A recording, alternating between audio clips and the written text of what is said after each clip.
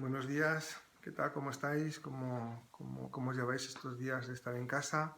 Unas palabras de ánimo y también quiero, como siempre, felicitaros porque seguro que os estáis portando muy bien, colaborando con vuestras familias y nosotros, pues cada uno desde nuestro punto, desde el lugar que nos corresponde, pues aportando nuestro granito de arena pues para salir de esta situación y felicitando, por supuesto, a estas personas que lo hacen de un modo más profesional y por supuesto acordándonos de las personas que nos están dejando.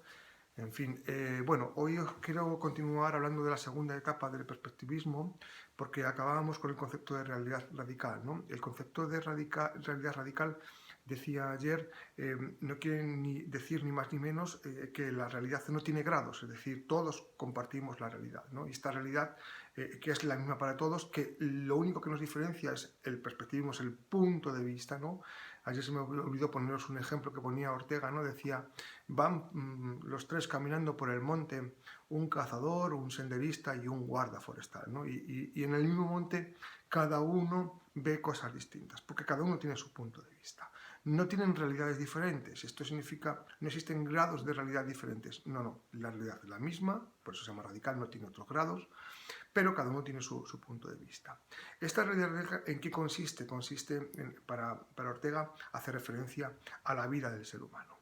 Y cuando él introduce el concepto de vida, cuando él explica el concepto de vida, no lo hace de un modo, digamos que no, él introduce los conceptos de atributos y categorías de la vida, ¿no? Pero él no lo hace, no encontramos un texto donde él mencione literalmente. Yo he leído varios textos, he resumido esta serie de atributos. Podemos abrir un libro de texto y podemos encontrar que a lo mejor se matiza un atributo o una categoría. Simplemente yo os voy a mencionar los atributos y las categorías, que la palabra misma explica el contenido de ese atributo o esa categoría, que en última instancia de lo que estoy hablando es de la antropología de Ortega y Gasset, es decir, del ser humano. ¿Qué es el ser humano para Ortega y Gasset? Entonces, en cuanto a los atributos, los atributos fundamentales que luego explicaremos o matizaremos en clase es: entiende el ser humano como un quehacer, y cuando él habla de quehacer, él piensa que somos o tenemos una vocación y un proyecto. El ser humano, el segundo atributo, es encontrarse, nos encontramos en una situación imprevista, es una situación pues que nos ha sido dada, pero nos encontramos en este mundo, cada uno tiene su situación, ¿no? Su encontrarse en su propia situación. En tercer lugar, entiende que el atributo de la vida es entender la vida como un problema que apela a nuestra responsabilidad y a la sorpresa, que conceptúa bonito la sorpresa de nuestra vida.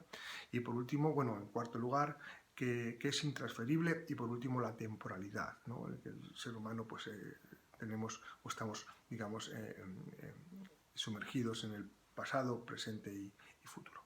En cuanto a los atributos, el primero de los atributos, perdón, en cuanto a las categorías, la primera de las categorías del ser humano es la circunstancia. Acordaros la famosa frase que digamos que escribe en sus primeros textos, pero que luego digamos que va a pervivir durante todo su pensamiento, es: yo soy yo y mis circunstancias, y si no la salvo a ella, no me salvo a mí. La vida para Ortega también es ocupación, preocupación, es fatalidad, tenemos que tomar decisiones, y por último es historia, ¿no? Y este concepto de historia me gustaría comentaros el próximo día un poquito más detenidamente esta idea. Por tanto, primera cuestión, conclusión: perspectivismo, de lo que hace referencia es al conocimiento en Ortega, ¿de acuerdo? Cuando pasamos el concepto que nos une con la antropología es el concepto de realidad radical, y a partir de ahí pasamos a la antropología de Ortega. Como vemos, después de Kant, las teorías del conocimiento, las teorías metafísicas han acabado profundamente dañadas, y no vamos a encontrar una teoría del conocimiento, una teoría metafísica tal y como se han propuesto hasta ahora, precisamente al pensamiento después del pensamiento de Kant. El único que sí que quiso hacerlo, pero que no lo hemos explicado en clase, que a mí es uno de los autores que más me gusta, ya lo sabéis, es Hegel, pero no lo podemos ver. Muchísimo ánimo, que si tenéis dudas estoy a vuestra disposición, que me escribáis, y que nada, un fuerte abrazo para vosotros y vuestras familias. Hasta luego.